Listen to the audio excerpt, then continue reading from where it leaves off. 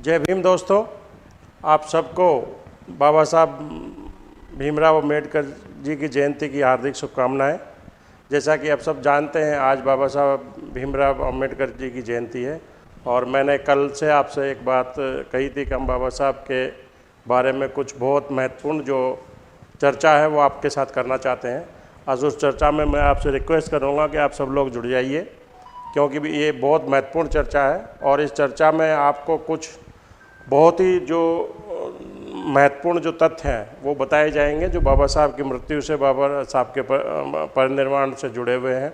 उसमें आप सब जानते हैं, उसमें हमने जो आपसे चर्चा की थी कि बाबा साहब से जुड़ी हुई जो बातें हैं उस पर हम चर्चा करेंगे। जो मुख्य जो बिंदु है वो ये है, जैसा कि आप सब जानते हैं कि बाबा साहब की जो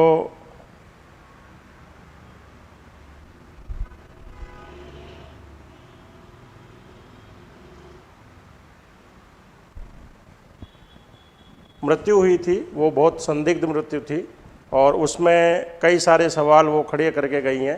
और बाबा साहब के समकालीन जो लोग थे, बाबा साहब के जो अनुयायी थे, उन्होंने उस समय भी उस पर बहुत सारे प्रश्न उठाए थे, किंतु उस आवाज़ को दबा दिया गया।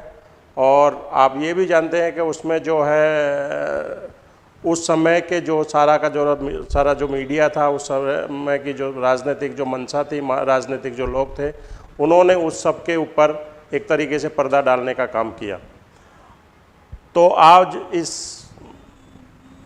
जयंती पर बाबा साहब की जो मृत्यु है उसके बारे में हम सरकार से आग्रह करेंगे कि सरकार उनके मृत्यु के लिए जो DIG सक्सेना कमीशन बना है उसको सार्वजनिक करें, ताकि हम ये जान सकें, ताकि आप ये जान सकें, ताकि सारा देश ये जान सके और पूरी देश और दुनिया में बाबा साहब के अनुयायी हैं वो ये जान सके कि बाबा साहब की आखिरकार मृत्यु कैसे हुई थी। उनकी जो पोस्टमार्टम जो रिपोर्ट उस टाइम पे जो हुई थी उसको सार्वजनिक किया जाए। और इसी संबंध में मैं आप चर्चा को आगे बढ़ाते हुए आपका ध्यान आकृष्ट करना चाहता हूँ।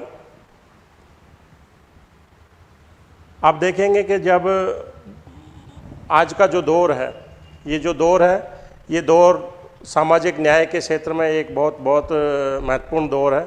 और सामाजिक न्याय के जो हमारे जो विरासत है, जिन्होंने हमें न्याय दिलाने के लिए अपने समय की जो परिस्थितियों से लड़ कर के हम सबको आज मैं आपके सामने हूँ, आप सुन रहे हैं, मुझे सुन रहे हैं, तो ये उन्हीं की सबकी देन है।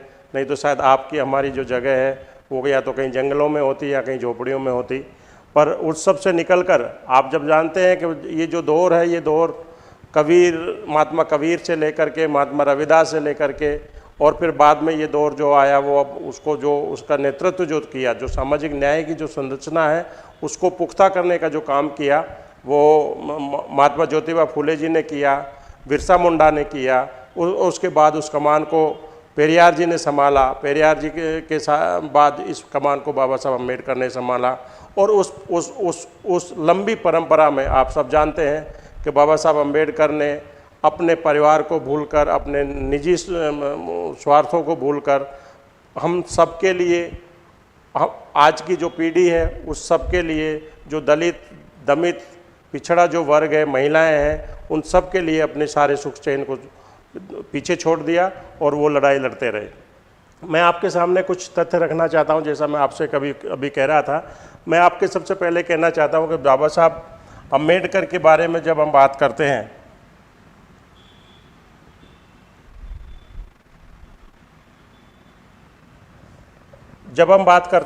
तो पाते हैं कि बाबा साहब अम्बेडकर का जो स्थान था वो एक बहुजन नायक में सबसे पुरोधा लोगों के रूप में रहे, सबसे महत्वपूर्ण लोगों के साथ है।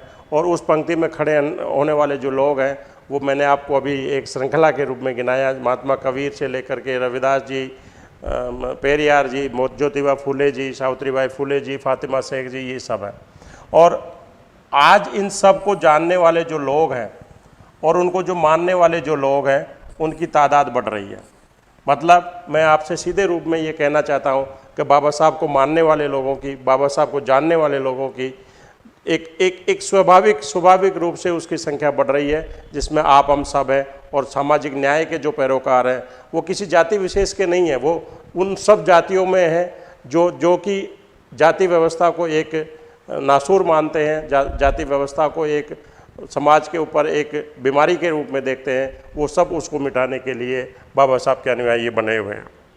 मैं अक्सर आपसे कहता रहता हूँ, पहले भी मैं उसमें कहता हूँ, सोशल मीडिया पे भी मैंने कई बार आपसे कहा कि दो आँखों में तुलना नहीं होनी चाहिए, पर इस तुलना को, इस व्याख्यान को आगे बढ़ाने के लिए हमें कुछ चीज़ें ऐसी है जिसमें तुलना करनी ज़रूरी है। आपके सामने मैं एक तथ्य रखना चाहता हूँ कि हमारे जो स्वतंत्रता आंदोलन था, हमारा जो स्वाधीनता आंदोलन था, उसमें दो फिगर, दो जो हमारी जो विरासत है वो उभर करके आई। उसमें एक का नेतृत्व महात्मा गांधी जी ने किया, दूसरी का जो नेतृत्व जो है वो बाबा साहब अम्बेडकर जी ने किया। आप सब जानते हैं कि बाबा साहब अम्बेडकर जी के साथ जो काम करने वाले लोग थे, या बाबा साहब अम्बेडकर ने जिनके लिए काम किया, वो सारे जो लोग हैं उस मुहिम से जुड़ने वाले जो लोगों की संख्या अपेक्षाकृत गांधी जी से जुड़ने वाले लोगों की संख्या से ज़्यादा थी। और इसीलिए मैं आपके सामने कहना चाहता हूं कि जब दो आँखों की जब हम बात करते हैं तो हम गांधी और अंबेडकर जी के बारे में बात करते हैं। इनमें वैसे तुलना हम नहीं करना चाहते, पर इसके जो संदर्भ में जो चीज़ें हैं उसको हम ज़रूर यहाँ पे रखना चाहेंगे। आप सब जानते हैं कि हम ये भी जानने की कोशिश की गई है कि अपने वक्त में, अपने समय में इन लोगों ने देश के बड़े तबके को ज़्यादा प्रभावित किया, और इस तबके को प्रभावित करने वालों में बाबा साहब अम्बेडकर सबको पीछे छोड़ देते हैं। और ये बाबा साहब की थाती है। ये हमारा सौभाग्य है कि बाबा साहब जैसा व्यक्तित्व हमारे समाज में पैदा हुए, हमारे देश में पैदा हुए, और उन्होंने सामाजिक जो न्याय की जो बात है, सामाजिक समानता की जो न्याय है, बंधुत्व की जो बात है, उसको जो लोकतांत्रिक मूल्य हैं उनको आगे बढ़ाने के लिए हम सब के लिए वो काम कर गए जो शायद बिरला ही कोई ऐसे काम को आगे बढ़ाता है। आप सब जानते हैं कि जब ये सारी जो बातें जब हम इसका जब डिस्कशन पर लाते हैं तो हम पाते हैं कि महात्मा गांधी जी के बारे में जो जितना भी साहित्य लिखा गया, जितनी भी चर्चाएं हुई, जितने भी पत्रकारों ने, साहित्यकारों ने अपनी बातें कही, उतना स्थान शायद बाबा साहब अम्बेडकर जी को नहीं दिया। और शायद क्या मैं खुले रूप से कह सकता हूँ, जैसी मेरी आदत है, कि बाबा साहब के अम्बेडकर के बारे में इन सब लोगों ने एक कंजूसी बरती और उनके बारे में उनको कोई जगह नहीं दी। वो जगह क्यों नहीं दी, ये आप सब जानते हैं कि बाबा साहब जिस समुदाय से आते थे उस समुदाय के लोगों को कोई जगह देना ही शायद आज भी नहीं चाहता है। पर सच पूछो तो हमारे जो उद्धारक हैं, हमारे जो उद्धारकर्ता हैं, वो बाबा साहब ही हैं। और उन्होंने बाबा साहब को जो ऐसा कहते हैं, और ऐसा कई लोगों का मानना है कि बाबा साहब जो है पश्चिमी भारत में, जो महाराष्ट्र का जो हिस्सा है, उसमें अपने कार्यों की वजह से, अपने समाज के लिए, अब समाज के उत्थान के लिए जो काम किया उसकी वजह से बहुत प्रसिद्ध थे। पर उत्तर भारत में अपेक्षाकृत बाबा साहब को बहुत कम लोग जानते थे। बाबा साहब को उत्तर भारत में उतना परसुएंस, उतना फॉलोइंग या उतना अनुयायी लोग नहीं मिले जितने महाराष्ट्र और पश्चिमी भारत में मिले। तो एक शख्सियत हमारे सामने आई कांशीराम जी के रूप में। मान्यवर कांशीराम जी ने बाबा साहब को पश्चिम से उठाकर उत्तर में भी जो है एक तरीके से स्थापित कर दिया। और स्थापित करने की जो बात है उसको आप सब जानते हैं कि उन्होंने ऐसा अवतरित बाबा साहब को किया कि बाबा साहब की विचारधारा की आंधी उत्तर भारत में भी और भारत के देश के दूसरे हिस्सों में भी बहुत तेज़ी से फैल गई। उसी आंधी को हम आप सब मिलकर के एक सामाजिक कार्यकर्ता के रूप में, एक सोशल एक्टिविस्ट के रूप में आगे बढ़ा रहे हैं। ये आगे हमें इसको ले जाना होगा। पर मैं इसके साथ में एक बात कहना चाहता हूँ कि उस समय का जो साहित्य लिखा गया, मैं उन किताबों की, उन पत्र पत्रिकाओं की बात करना चाहता हूँ जिसमें बाबा साहब को और बाबा साहब के द्वारा किए गए जो कार्य थे उनको अपेक्षाकृत कम महत्व दिया गया। ऐसा क्यों किया गया, ये तो एक बहुत चिंतनीय विषय है कि बाबा साहब जैसी शख्सियत को उस समय के लोगों ने उतनी तवज्जो नहीं दी जितनी कि अन्य लोगों को दी।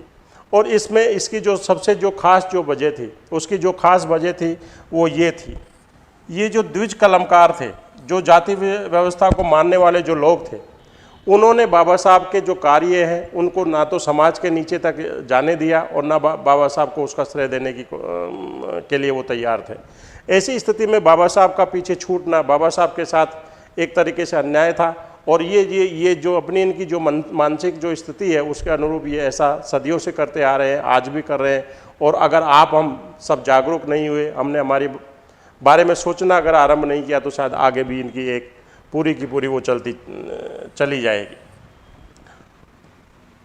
आगे हम इस पे जब बढ़ते हैं तो हम पाते हैं कि देखिए, सबसे बड़ी जो बात है उसमें ऐसा नहीं है कि उस समय की जो लिखने पढ़ने वाले लोग थे, या उस समय के जो पत्रकार और उस समाज के जो साहित्य लिखने वाले लोग थे जिन्होंने बाबा साहब की उपेक्षा की। बाबा साहब की उपेक्षा करने में उन लोगों के साथ साथ तात्कालीन और उसके बाद की जो आने वाली जो सरकारें हैं, जिसको हम लोकतांत्रिक सरकारें कहते हैं, जो कि आपके हमारे वोट से वो सरकार बनती है, और वो वोट से हमारे से सरकार तो बनती है, पर वो सरकार बनने के बाद हमारे वोट का जो महत्व है, वोट का जो मूल्य है, उसको भूल जाती है और वो वही काम करती है जो हमारे विपरीत होता है। जो हमारे जो स्टेटस है, हमारा जो सामाजिक स्तर है, उसको उठाने के बजाय, हमारे शैक्षिक स्तर को उठाने के बजाय, हमारे आर्थिक स्तर को उठाने के बजाय, वो वही उन लोगों के काम करती है जो शायद उनको वोट भी नहीं देते हैं।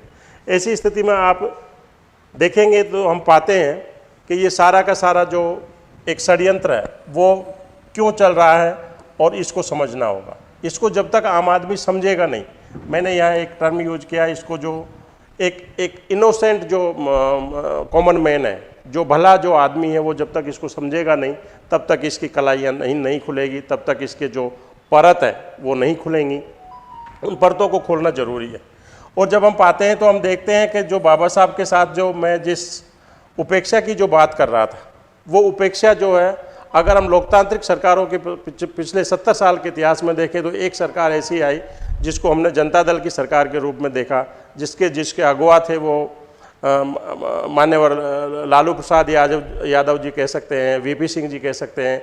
और उस सब के पीछे की जो मंशा थी वो बीपी मंडल जी ने उस व्यवस्था को उस एक पूरा का पूरा तबका था, जिसको हम आज के टेक्निकल टर्म में पिछड़ा वर्ग कहते हैं, उसको आगे लाने के लिए मंडल कमीशन का एक बहुत बड़ा स्टेप आगे लिया। और आप सब जानते हैं आज की तारीख में जो हमारा जो ओबीसी वर्ग है, वो उसको हम एक तरीके से धर्मभीरू वर्ग भी कह सकते हैं, क्योंकि धर्म की जो दुकान है वो उनके और हमारे कुछ जो लोग हैं उनकी वजह से ही चल रही है।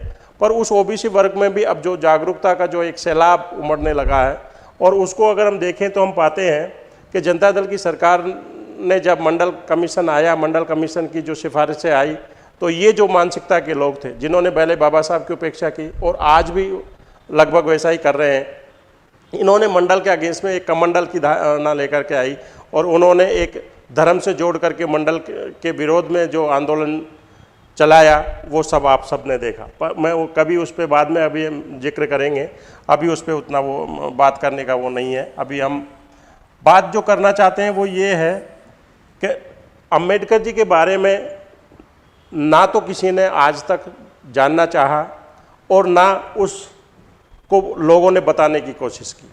ये तो अभी जो नया जो युवा वर्ग है, जिसने शिक्षा के माध्यम से एक नई अंगड़ाई ली है, वो अंगड़ाई लेने के बाद वो बाबा साहब को पढ़ना उन्होंने शुरू किया है, बाबा साहब को जानना उन्होंने शुरू किया है। और मैं शुक्रगुजार हूँ उस युवा पीढ़ी का कि उन्होंने अपने हकूक़ की लड़ाई के लिए अपने को जागरूक किया है, और ये मुहिम आगे चलती रहनी चाहिए।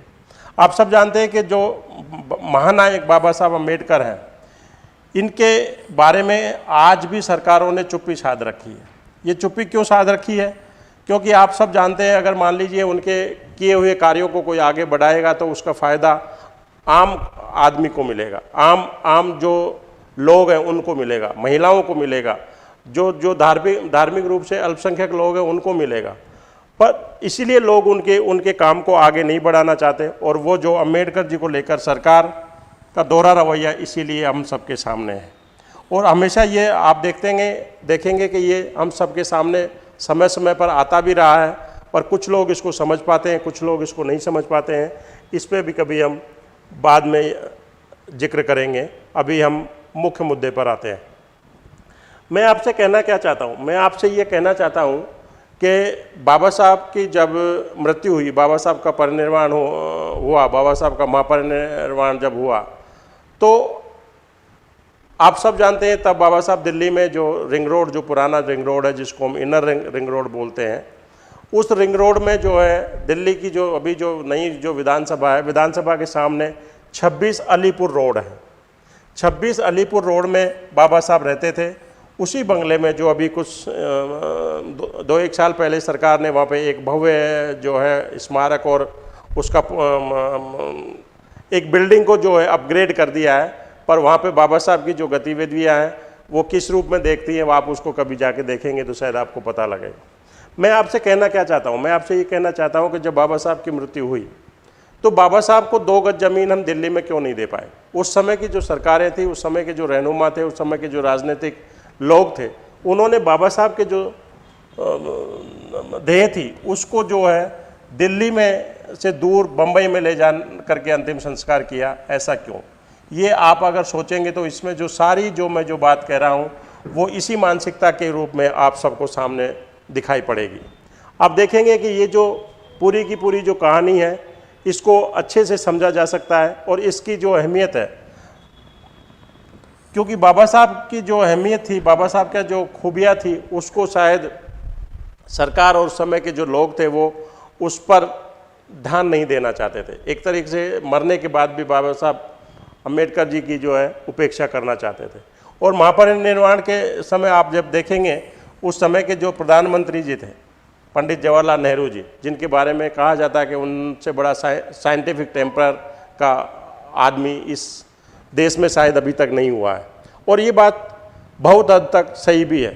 और उनकी जो एक भलमानसता कहेंगे या उनकी जो भी उस समय की जो सोच थी, आप देखेंगे कि वो जब अलीपुर 26 अलीपुर रोड की जिक्र में जो कर रहा था, वो जब तक 26 अलीपुर रोड पर रहे, जब तक कि वो बाबा साहब की देह है वो विशेष विमान से बम्बई नहीं पहुंच गए। ये एक अपने आप में एक सोचने का वो है कि इसमें तो कोई शक नहीं है कि नेहरू जी बाबा साहब की जो बुद्धिमत्ता है, बाबा साहब की जो सोच है, उसका सम्मान करते थे। शायद इसी वजह से वहाँ रहे या उसकी कोई और वजह थी, ये एक अलग अलग पहलू है जिस पे कभी बाद में चर्चा हो सकती है। पर बात ये है कि जब बाबा साहब की देह को विशेष विमान से वहाँ पे बम्बई में पहुँचाया गया तो वो दौर ऐसा दौर था जो लगभग आज से मिलता जुलता था। आज से मिलता जुलता मैं क्यों कह रहा हूँ, क्योंकि आज जो देश के प्रधानमंत्री जिस तरीके से अपनी अपनी एक ओरे में काम कर रहे हैं, वैसे ही वो दौर जो था वो नेहरू जी के ओरे का दौर था। नेहरू जी के सामने शायद कोई बोलता नहीं था, और उस निर्णय में, दिल्ली से बम्बई भेजने में, बाबा साहब की देह के निर्णय में अगर सच पूछो तो नेहरू जी का ही शायद उसमें हाथ रहा होगा। क्योंकि अब उनके पीछे क्या इसकी मंशा थी, क्या बाबा साहब के मृत्यु के बाद जो एक मुहिम जो शुरू हुई थी वो मुहिम को रोकना चाहते थे, या उन्होंने क्यों बम्बई में भेजा, इसके बारे में तो एक अलग से बहस का विषय है।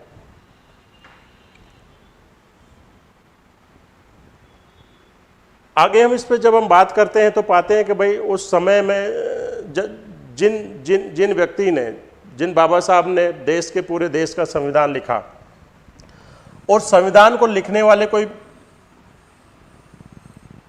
किस रूप में उन्होंने संविधान लिखा ये भी आप हम सब जानते हैं। विधान संसद की जो पार्लियामेंट है, पार्लियामेंट में जो उस टाइम के जो वो अभिलेख है, दस्तावेज है, उनमें ये सारा सब कुछ लिखा हुआ है कि संविधान लिखते लिखते बाबा साहब वहीं सोफे पे सो जाते थे, वहीं उनसे वहाँ से कई दिनों तक वहाँ से जाते नहीं थे, अकेले अकेले उसको लिखते रहते थे। बाकी लोगों ने उनके ऊपर बहुत सारी नाइंसाफ़ियाँ की, ये सब आप जानते हैं, इसके बारे में मुझे कहने की कोई ज़रूरत नहीं है। पर मैं आपके सामने एक बात कहना चाहता हूँ कि बाबा साहब की जो आकस्मिक मृत्यु हुई थी उसके पीछे एक संदिग्धता है, एक एम्बिग्युइटी है, एक शक की जो है वो आगे एक शक जो है वो आगे बढ़ता है। वो किस रूप में आगे बढ़ता है, और उसकी जो संदिग्धता है, उसकी जो एम्बिग्युइटी है, उसके पीछे की जो एक तरीके से षड्यंत्र है, उसको डिस्क्लोज करने के लिए, उसकी जांच करने के लिए, उसको इन्वेस्टिगेट करने के लिए उस समय जो है डीआईजी सक्सेना एक अफसर थे, उनकी उसमें नेतृत्व में एक कमीशन बनाया गया, और उनके द्वारा जो रिपोर्ट है उसको संसद पर रखा जाना था, पर आज तक उस रिपोर्ट को संसद के पटल पर नहीं रखा गया है। ये सबसे बड़ा क्वेश्चन मार्क है। ये क्वेश्चन मार्क क्यों है? क्योंकि अगर इसमें कोई भी अगर मान लीजिए दुराव छुपाव नहीं है, कोई भी षड्यंत्र नहीं है, तो वो रिपोर्ट सार्वजनिक हो जानी चाहिए थी। आज तक वो रिपोर्ट सार्वजनिक क्यों नहीं हुई? इसी को लेकर के मैंने ये चर्चा आपके सामने रखी है, जिस पे आप सब लोग सोच सकते हैं। और मैं इससे जुड़े हुए जो कुछ तथ्य हैं वो अब आपके सामने दूसरे तरीके से रखना चाहता हूँ। और इसमें आप देखेंगे और पाएंगे कि बाबा साहब के बारे में उस समय जो अंतिम संस्कार जब बाबा साहब का बम्बई में हुआ, उस समय जो एक जनसैलाब पूरे महाराष्ट्र से उमड़ा, उसको देख करके शायद इस देश के जो हुक्मरान हैं वो शायद डर गए थे। उसके डरने के पीछे एक और वजह थी कि उससे कुछ पहले बाबा साहब के परिनिर्वाण से कुछ दिन पहले बाबा साहब ने एक आंदोलन चलाया था। और उसमें उन्होंने कहा था कि जैसे बाबा साहब ने जो हिंदू धर्म की जो दकियानुसी जो सोच है, हिंदू धर्म की जो संकीर्ण मानसिकता है, उसने बाबा साहब को बहुत अंदर तक कचोटा था, अंदर तक उन्होंने सोचने के लिए मजबूर किया था। इसीलिए एक बार बाबा साहब ने दुखी होकर के कहा था कि मैं हिंदू जन्मा हूँ, ये मेरी एक मजबूरी हो सकती है, पर मैं हिंदू के रूप में मरूंगा नहीं, ये मैं पूरे देश को बताना चाहता। उसी रूप में उन्होंने जो है हिंदू धर्म से पलायन करने की, हिंदू धर्म को छोड़ने की, हिंदू धर्म को त्यागने की लिए एक सभा की, और उसमें लाखों लोगों ने हिंदू धर्म को छोड़ा। ये लाखों लोग कौन थे? ये लाखों लोग वही थे जो बाबा साहब की तरह से घुटन महसूस कर रहे थे उस धर्म में, और उस मुहिम से डरकर ही शायद हो सकता है बाबा साहब के जो देह थी उसको शायद दिल्ली में जगह ना दे करके और बम्बई तक भेजा गया। और भी कुछ वजह हो सकती है, पर जिस तरह से उस समय अम्बेडकर वादियों का जो कारवां जिस गति से बढ़ रहा है, उसको सामने रख करके फर्ज करिए कि डॉक्टर अम्बेडकर का अंतिम संस्कार दिल्ली में अगर हुआ होता, तो देश की राजधानी में 6 दिसंबर को जो बाबा साहब के जो महापरिनिर्वाण दिवस पे जो एक संसद के में एक कार्यक्रम होता है, उसमें क्या कितनी बढ़ोतरी हुई होती, ये एक कुछ लोगों का सोचना है। और उन्होंने जो मैं अभी आपसे कुछ जिक्र कर रहा था कि बाबा साहब ने लोगों के अधिकारों के लिए, लोगों को सामाजिक न्याय दिलाने के लिए, समाज के लोगों को आगे बढ़ाने के लिए उन्होंने एक बहुत बड़ी मुहिम चलाई। और ये जो मुहिम थी, इस मुहिम में उन्होंने हिंदू धर्म को त्यागने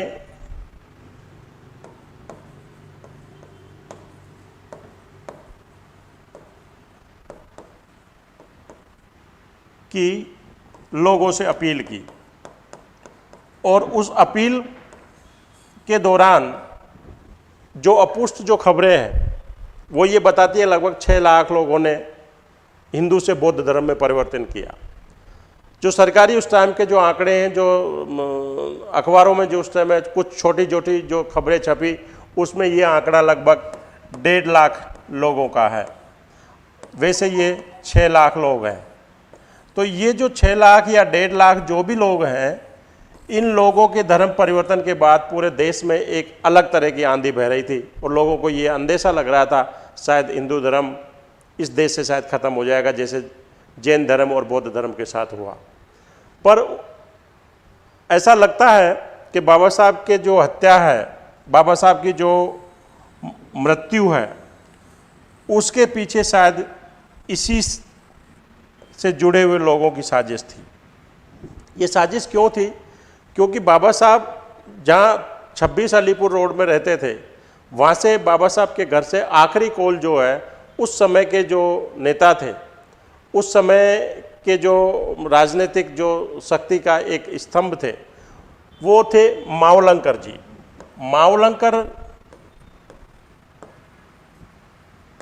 मावलंकर जी के घर पे 12:01 से 6 मिनट के बीच में एक कॉल आती है, एक कॉल जाती है 26 अलीपुर रोड से, एक टेलीफोन कॉल उनके घर पे जाती है। उस कॉल का क्या रहस्य था?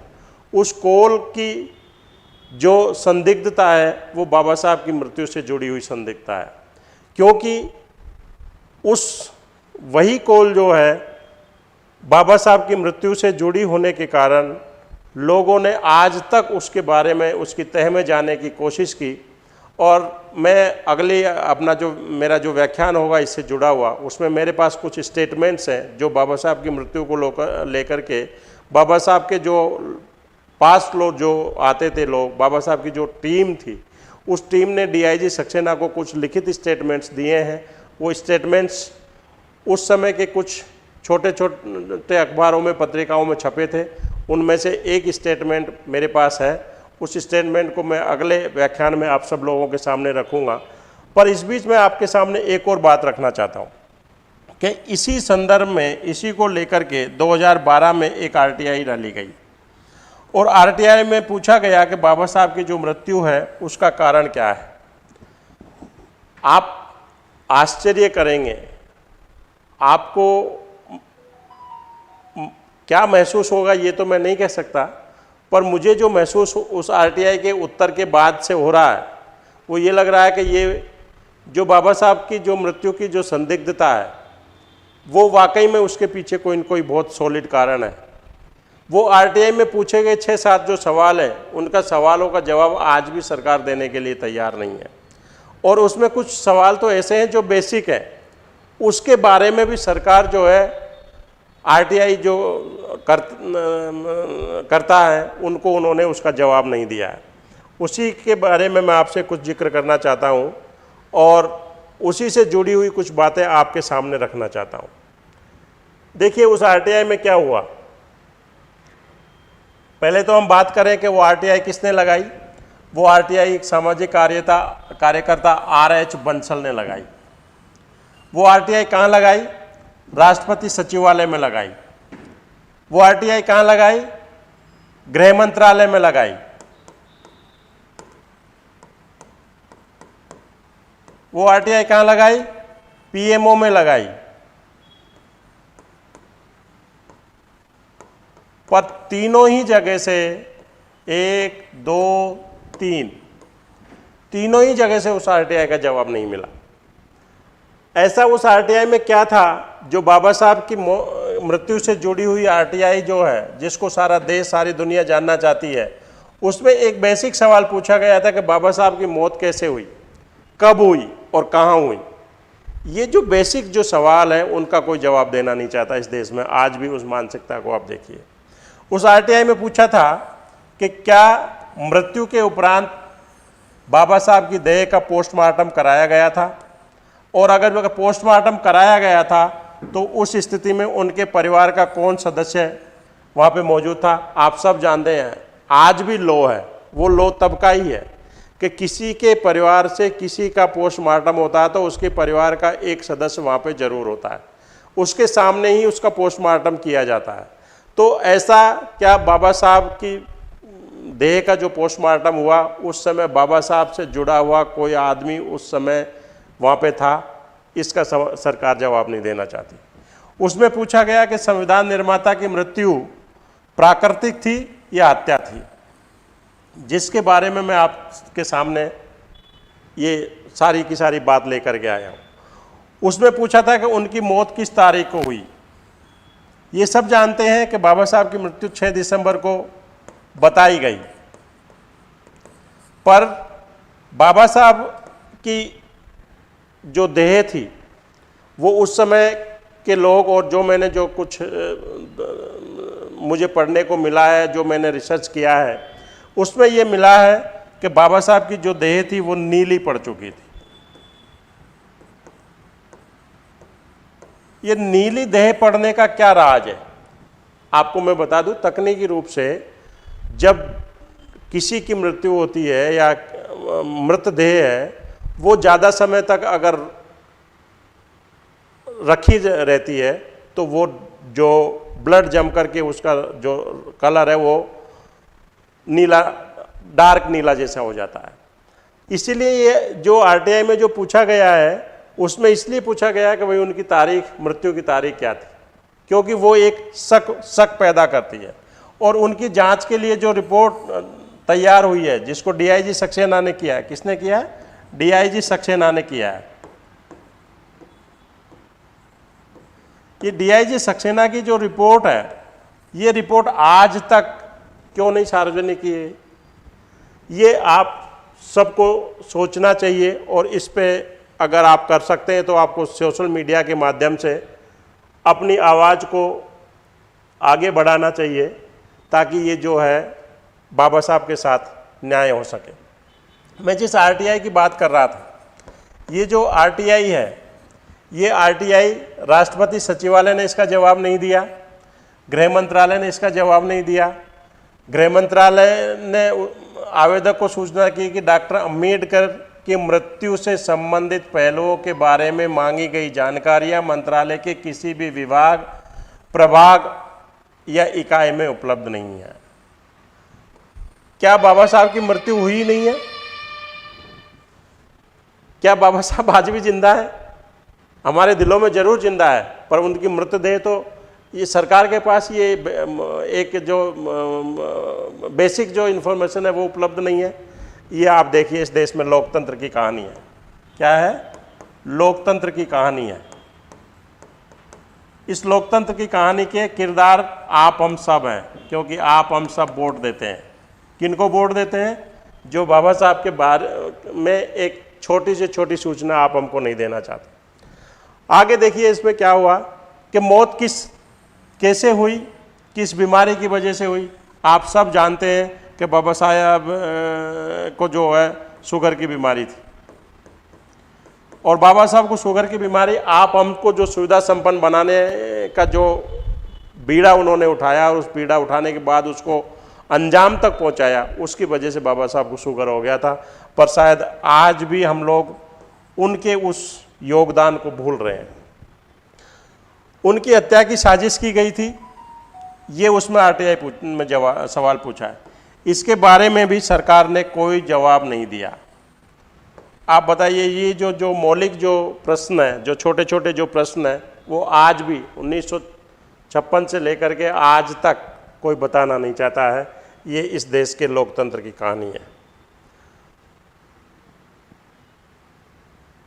मैं कुछ चीज़ें आपके सामने रखना चाहता हूँ, जिसमें एक जो बात है वो बाबा साहब के भाषणों से मिलती है। बाबा साहब का जो सोचना था, बाबा साहब का जो सोचना था, वही सोच की वजह से शायद बाबा साहब की जो मृत्यु जो हुई है, बाबा साहब का परिनिर्वाण जो हुआ है, वो बाबा साहब की डेथ जो हुई है, वो एक संदिग्ध कारणों की वजह है। उसमें आप देखते हैं कि बाबा साहब ने अपने भाषणों में कहते थे कि अगर तुम्हारे पास पैसे नहीं है तो तुम खाना कम खाओ, पर पढ़ाई पर किसी भी कीमत पर मत छोड़ो। ये पढ़ाई को नहीं छोड़ने का जो मंत्र बाबा साहब ने दिया, उस मंत्र से सब लोगों को परेशानी थी। इसीलिए लोग शिक्षा को आगे नहीं बढ़ने देना चाहते थे। एक दूसरी वजह क्या है?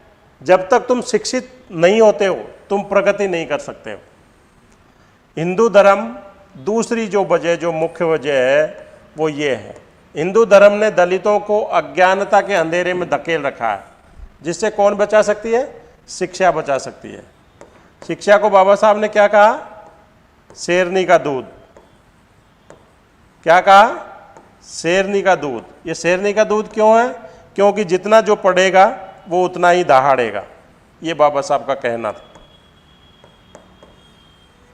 तो अज्ञानता के अंधेरे में धकेले रखा है, जहाँ 4 वर्णों का भेद है, लेकिन शिक्षा के माध्यम से तुम उन्नति कर सकते हो। आज भी हम जो जातियों में बटे हुए लोग हैं, जातियों में बटे हुए हैं, एक दूसरे को इंसान नहीं मानते हैं। इवन जो हमारी जो कैटेगरीज बनी हुई है, ओबीसी एससी को इंसान नहीं मानती है, एससी एसटी को इंसान नहीं मानती है। इवन एससी में जो है वो एक जाति दूसरी जाति को, एक वर्ग दूसरे वर्ग को अपने से नीचा मानता है। सब जगह मनुष्य की जो मनुष्यता है उस पर एक संदेह किया जाता है। इस पर कभी बाद में बात करेंगे। मैं एक उदाहरण आपके सामने रखना चाहता हूँ, और ये उदाहरण है, प्रख्यात विचारक हुए हैं, कोलकाता यूनिवर्सिटी में प्रोफेसर थे, जगदीश चतुर्वेदी जी, और उन्होंने लिखा है कि अंबेडकर ने भारत की सभ्यता की मीनारों पर चढ़कर नहीं देखा, बल्कि शूद्र के आधार पर देखा। शूद्र के नजरिए से भारत के इतिहास को देखा, शूद्र की संस्कृतिहीन अवस्था के आधार पर खड़े होकर देखा। इसी अर्थ में डॉक्टर अंबेडकर अछूतों की खोज, हूवर शुद्राज, आधुनिक भारत की सबसे मूल्यवान खोज है। पर ये शूद्र होने का जो कलंक है वो आज भी वैसा का वैसा ही है। अंबेडकर जी के विचारों में निरंतरता और गतिशीलता के आधार पर पढ़ना चाहिए, ये जगदीश्वर चतुर्वेदी जी कहते हैं।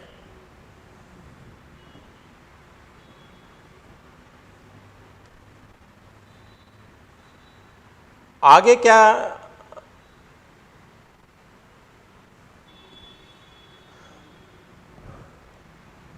दूसरी जो बात है वो है कि भारत को हिंदू राष्ट्र बनाने का जो सपना है, भारत को हिंदू राष्ट्र बनाने का जो सपना है, इसके खिलाफ बाबा साहब शुरू से थे। आरंभ से जो है बाबा साहब हिंदू राष्ट्र के खिलाफ थे, क्योंकि हिंदुत्व में सारी शोषण की बीमारियां हैं, जिससे बाबा साहब आजिज आ चुके थे, परेशान हो चुके थे। और उनका कहना था कि जब तक ये देश विकास के पथ पर नहीं आगे बढ़ सकता, जब तक इस देश में हिंदुत्व है। क्या है? हिंदुत्व। आप सब हम उससे जुड़े हुए हैं। जब तक उससे निजात नहीं पाएंगे तब तक देश का विकास नहीं हो सकता है।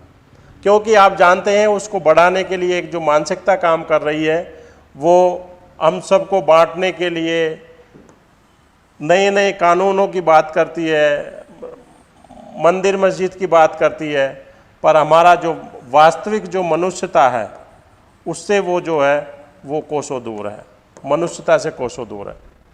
और आपने देखा होगा वो जो मानसिकता है, उस मानसिकता को आरएसएस कहते हैं।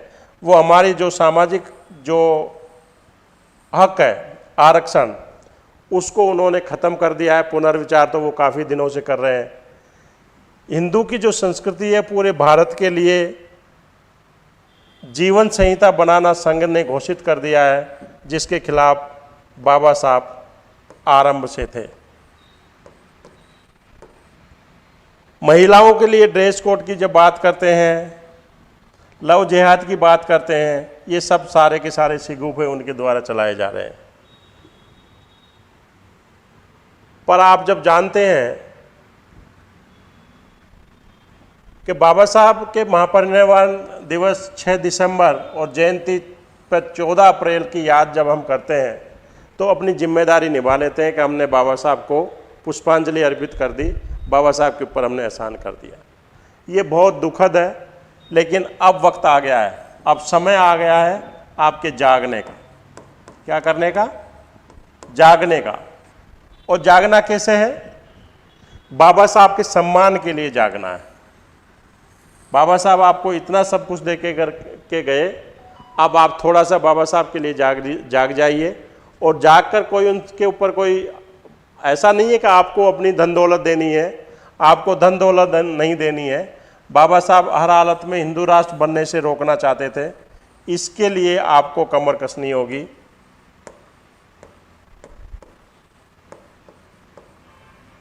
क्योंकि वे हिंदू जीवन संहिता को पूरी तरह स्वतंत्रता, किसके?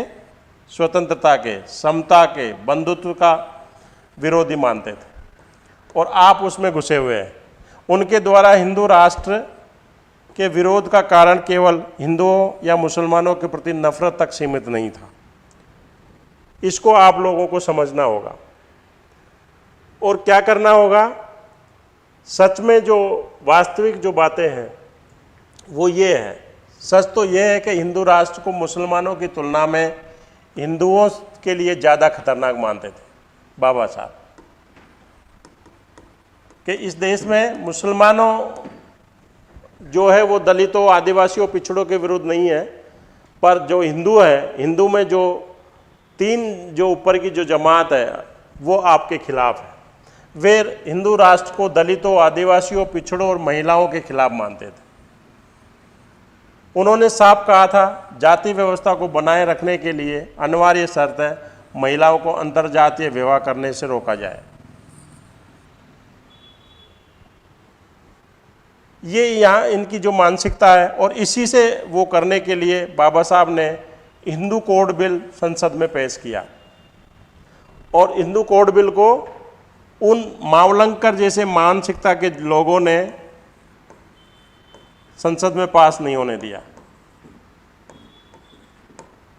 उनके हिंदू राष्ट्र को भारी खतरा मानने के पीछे जातीय व्यवस्था से पैदा हुई असमानता का एक बड़ा कारण थी, जो स्वतंत्रता, बराबरी, भाईचारे, लोकतंत्र के निषेध करती है।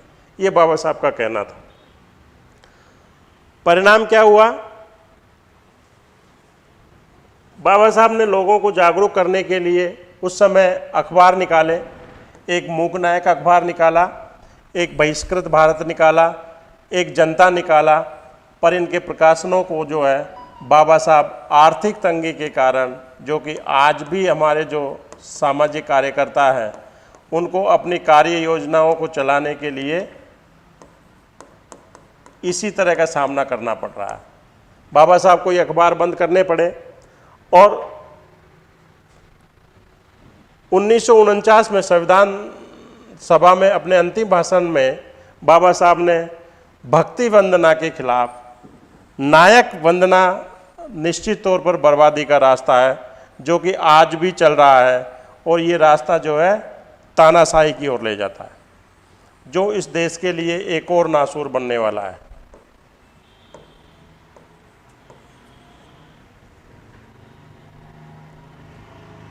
आप देखेंगे तो पाएंगे कि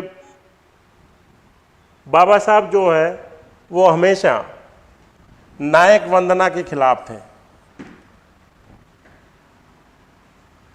वो अंधभक्ति के खिलाफ थे,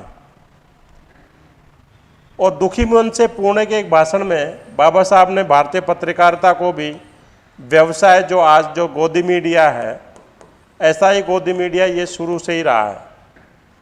बताया था कि इसका कोई नैतिक काम नहीं है, मीडिया का कोई नैतिक काम नहीं है, ये सिर्फ कहानियाँ बनाती है, ये स्वयं को जनता का जिम्मेदार सलाहकार नहीं मानती है।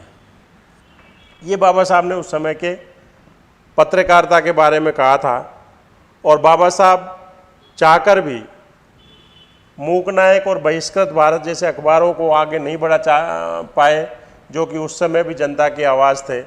ऐसे आज भी कई जो सामाजिक कार्यकर्ता अपने मुहिम में लगे हुए हैं, वो भी इसी तरह की कठिनाइयों का सामना कर रहे हैं। और आप देखें कि बाबा साहब अम्बेडकर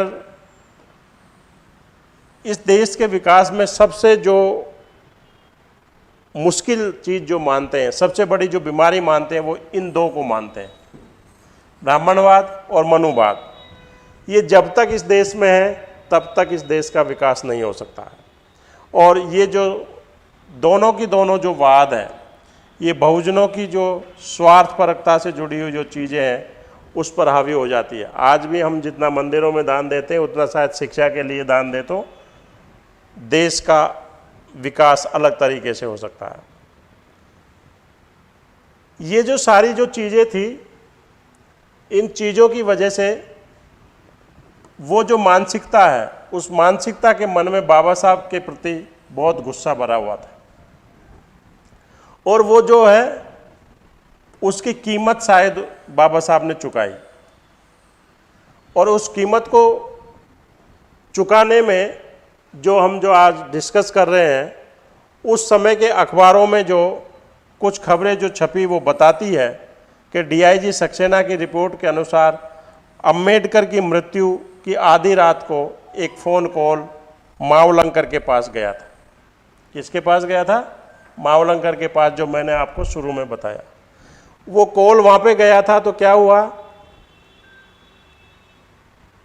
उस समय के अखबारों की खबरें बताती है कि डॉक्टर अंबेडकर का शरीर नीला पड़ गया था। शरीर नीला क्यों पड़ता है, मैंने आपको आरंभ में बताया। उनकी जो मेडिकल की जो रिपोर्ट है वो सार्वजनिक नहीं की गई है। वो क्यों नहीं की गई है, उसी की हम आज मांग कर रहे हैं। अंबेडकर जी की जो मौत की जांच के लिए बनाए गए डीआईजी सक्सेना आयोग की रिपोर्ट आज तक संसद के पटल पर क्यों नहीं रखी गई है, जबकि उसको संसद पर रखा जाना था। और सबसे बड़ा यक्ष प्रश्न ये है कि उनकी मृत्यु की संदिग्धताओं की ओर ये सब के सारे जो कारण हैं वो संकेत करते हैं कि उनकी जो मृत्यु थी वो स्वाभाविक नहीं थी। आप सब जानते हैं, इस व्याख्यान के आखिरी पड़ाव में मैं आपसे कुछ ज़्यादा नहीं मांग रहा हूँ। एक चीज़ पर मैं आपका ध्यान आकर्षित करना चाहता हूँ कि बाबा साहब के अधूरे जो सपने हैं उनको हम सबको पूरा करना है। बाबा साहब के सपने हम लोगों के लिए ही सपने थे। हर एक साथी को अपने अपने क्षेत्रों में जो है पहल करनी है। क्या करनी है? पहल करनी है। इस दिशा में अनेक साथी आज भी काम कर रहे हैं, उनको हमें सपोर्ट करना है।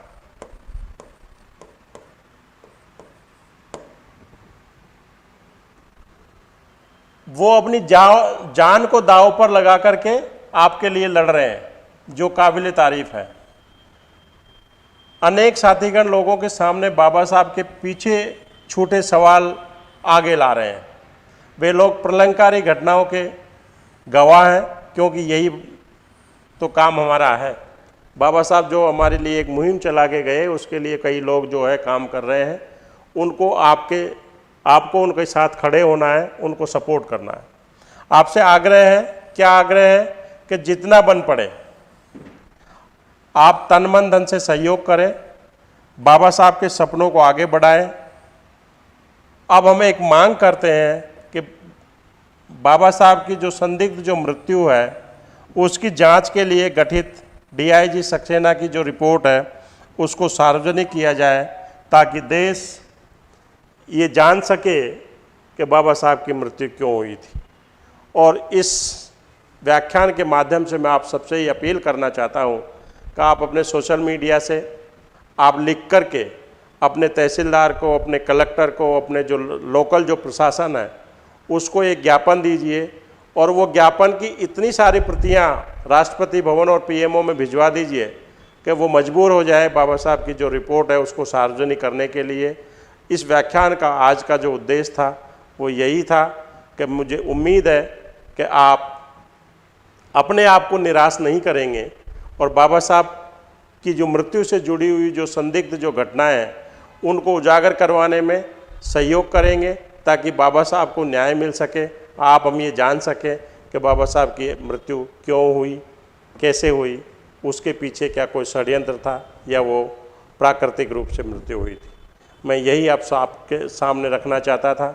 आगे के व्याख्यान में जैसे मैंने आपसे कहा, मेरे पास कुछ स्टेटमेंट्स हैं, उन स्टेटमेंट्स को आपके सामने प्रमाण सहित अगले व्याख्यान में रखूँगा। तब तक के लिए मैं आपसे इजाज़त चाहता हूँ और आपसे करबद्ध रूप से पुनः आग्रह करता हूँ कि आप बाबा साहब को न्याय दिलाने के लिए अपनी मुहिम को आगे बढ़ाइए, ज्ञापन दीजिए और सरकार को और सरकार के नुमाइंदों को बाध्य कर दीजिए कि वो रिपोर्ट सार्वजनिक हो। जय भीम,